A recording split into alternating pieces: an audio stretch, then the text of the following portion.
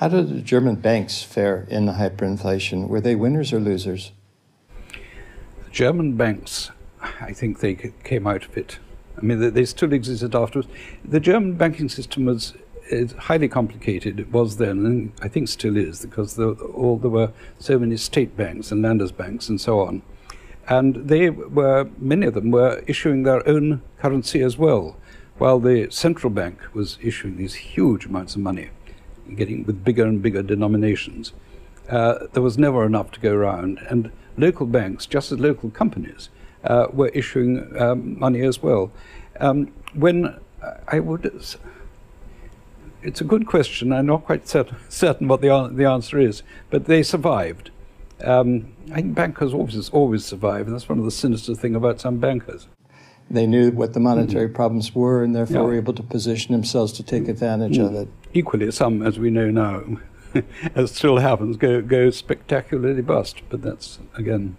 Absent the inflation, do you see any way that governments today can repay their huge debt loads?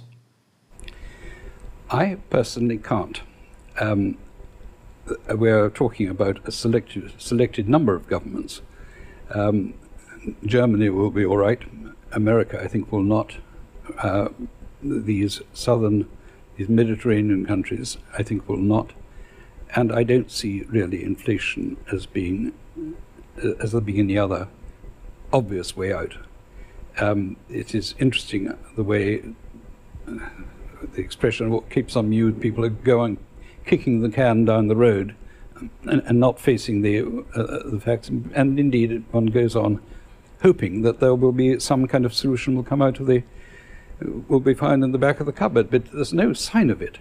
And in European terms, the thought is always that first you can try issuing central bank bonds, which will be backed by everybody, but the Germans won't have it. The other possibility is that Europe becomes much closer fiscally, so that it works as one great United States of Europe. People don't want that.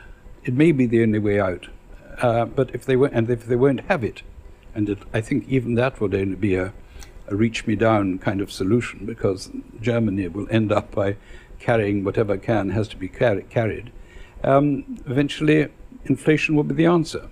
It may be quite a good answer. I mean, one or two countries will default, but thereafter, stability, as in Germany again, will be attained eventually by a default and starting again.